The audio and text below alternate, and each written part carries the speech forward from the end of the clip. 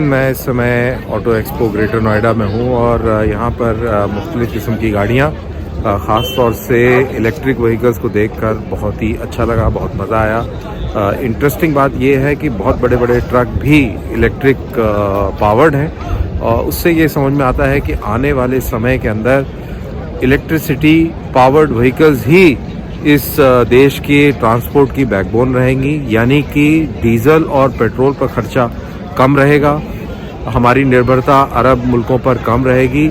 इसका मतलब ये हुआ कि हमारी जो स्ट्रेटेजिक ऑटोनॉमी है उसके अंदर और बढ़त मिलेगी, बढ़ोतरी होगी और ये मेरे ख्याल से भारत के लिए बहुत ही काबिल तारीफ़ है जिस तरीके से भारत इस फील्ड के अंदर प्रगति कर रहा है, यानी कि solar power energy, wind power energy, nuclear energy, hydro electricity और उससे पावर्ड गाड़ियां सब्सिक्वेंटली रोड्स पर चलेंगी। तो ये एक बहुत इम्पॉर्टेंट चीज़ है। तो हमारा जो फॉसिल फ्यूल बजट है और जो हमारा खर्चा होता है वो भी काफ़ी कम हो जाएगा। तो that is how it is.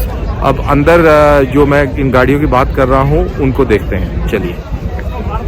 हम ऑटो एक्सपो के पेविलियन नंबर 14 के अंदर है और यहाँ पर भारत का भविष्य दिख रहा है। भारत का भविष्य मैं इसलिए कह रहा हूँ क्योंकि ये जो ट्रक्स जो सामने जो नज़र आ रहे हैं, दरअसल ये वो ट्रक्स हैं जो भारत की एनर्जी सिक्योरिटी को लेके आएंगे। इनकी टनेज बहुत ज़्यादा है, ये डीजल से नहीं चलते हैं। अब मैं आपको बताता हूँ, ये वाला जो ट्रक जो इधर दिख रहा है प्राइमा, ये हाइड्रोजन से चलता है। हाइड्रोजन से इसकी जो रेंज है वो तकरीबन 1000 किलोमीटर की है। फिर ये वाला जो ट्रक है जहाँ पे मेरा इशारा जा रहा है, प्राइमा FC, ये फ्यूल सेल से चलता है, यानी कि हाइड्रोजन से ये बिजली बनाएगा, बिजली से बैटरी चार्ज होगी और ये ट्रक चलेगा। और इस तरफ जो ये डंपर हमें नज़र आ रहा है, ये डंपर जो है ये प्योर आपका बैटरी से चलने वाला है। इसके अंदर 450 किलोवाट आवर की बैटरी लगी हुई है और इसकी जो रेंज है वो 350 किलोमीटर है। और इसकी खासियत ये है कि ये आधे घंटे के अंदर ये बैटरियाँ चार्ज हो जाती हैं। तो यानी कि जब आपके पास हाइड्रोजन, फ्यूल सेल और डीजल वाली जो गाड़ियाँ होंगी उससे आपका प्रदूषण कम होगा, आपका फॉरेन रिजर्व बचेगा, फॉरेन एक्सचेंज रिजर्व बचेगा और मिडिल ईस्ट के ऊपर जो निर्भरता है वो भी कम होगी। इसीलिए ये भारत का फ्यूचर है।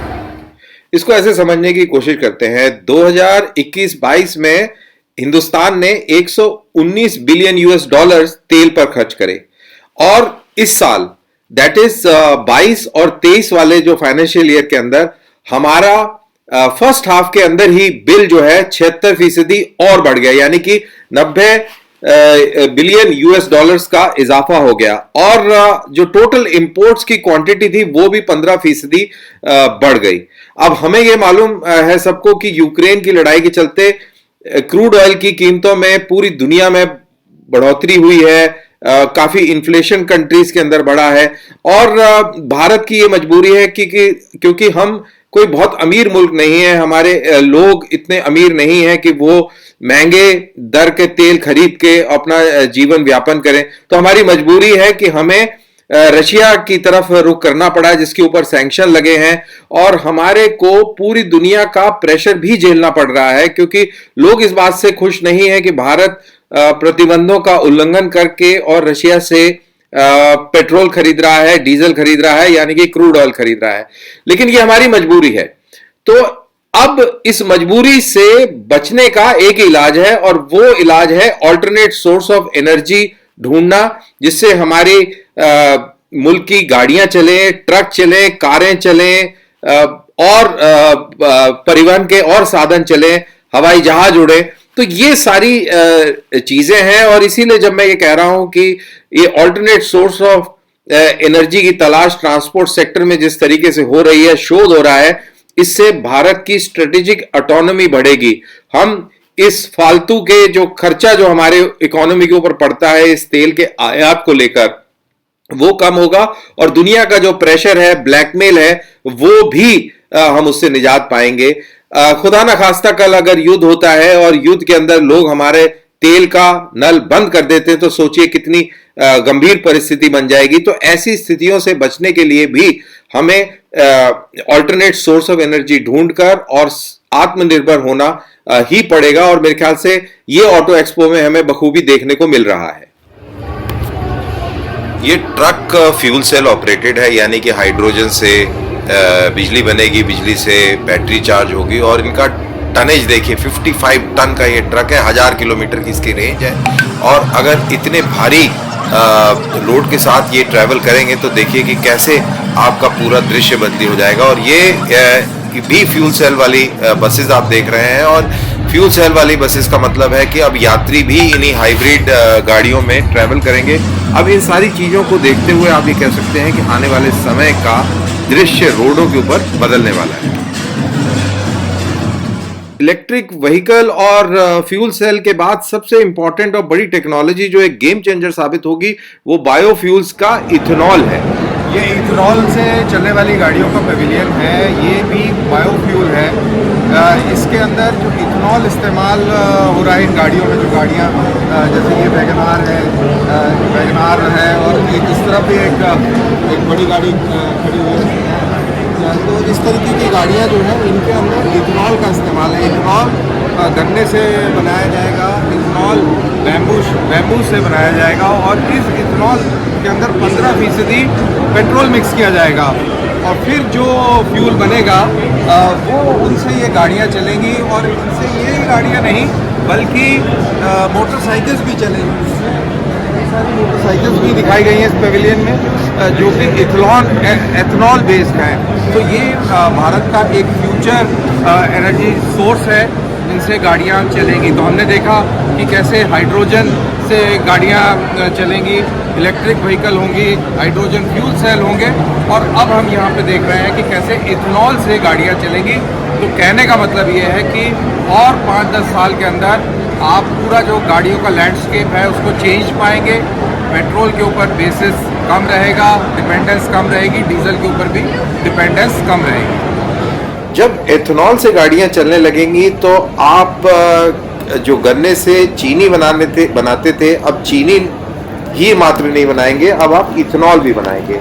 इसी तरह पूर्वोत्तर में बैम्बू बहुत ज्यादा होता है, बांस बहुत होता है, तो बांस से भी इथेनॉल बनेगा। तो आप समझ लीजिए कि आने वाले समय में किसानों की आय में भी बढ़ोतरी होगी, आत्मनिर्भर भी भारत बनेगा, और आम लोगों के जनजीवन पर भी काफी असर पड़ेगा। यानी कि सस्ती गाड़ियां, सस्ता फ्यूल आगे आने वाले समय में भारत का भविष्य बनेंगी। पूरे डिफेंस एक्सपो में घूमने के बाद ये पता लगा कि अब जितनी भी बड़ी बड़ी कंपनियां हैं ये सिर्फ electric vehicle, fuel cell based गाड़ियां और हाइब्रिड मोड वाली गाड़ियां ही उतार रही हैं। डीजल और पेट्रोल की गाड़ियां बहुत कम दिखाई गई। जितना रिसर्च वर्क हो रहा है, जैसा कि हम ये देख रहे हैं कि टाटा की ये फ्यूचरिस्टिक गाड़ी है जो अगले 2 साल के बाद रोड पर दिखेगी, इसके ऊपर अभी टेस्टिंग चल रही है। बात ये हो रही है कि ये पेट्रोल और डीजल की गाड़ी की तरह ही कुछ ही सेकंडों में 100 किलोमीटर प्रति घंटे की स्पीड पकड़ ले, और ये भी एक टाटा की फ्यूचरिस्टिक गाड़ी है जिसके ऊपर अभी शोध चल रहा है। और ये सारी की सारी इलेक्ट्रिक व्हीकल हैं।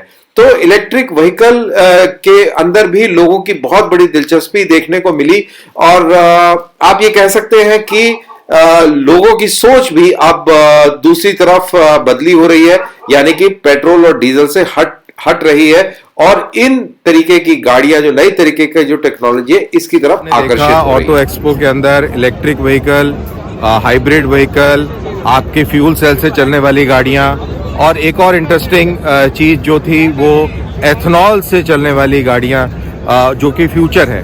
तो basically multiple sources of energy हैं, डाइवर्सिफिकेशन है, और इससे जब हम कहते हैं कि भारत की स्ट्रेटेजिक ऑटोनॉमी बढ़ेगी, फॉरेक्स बचेगा, और हम और मजबूत होंगे, स्ट्रांग निकलेंगे, और जो हमारे जो कंट्री का जो डिपेंडेंस है, आम लोगों का जो डिपेंडेंस है फ्यूल के ऊपर, रोज फ्यूल की प्राइस बढ़ रही है, कम हो रही हैं, और उस पर मारामारी चलती है, वो भी सिनेरियो पूरी तरह तब्दील हो जाएगा, बदली हो जाएगा। तो इसी के साथ मुझे दीजिए इजाज़त, फिर कोई नया टॉपिक देखते हैं। तब तक आप इस चैनल को लाइक कीजिए, सब्सक्राइब कीजिए। जय हिंद।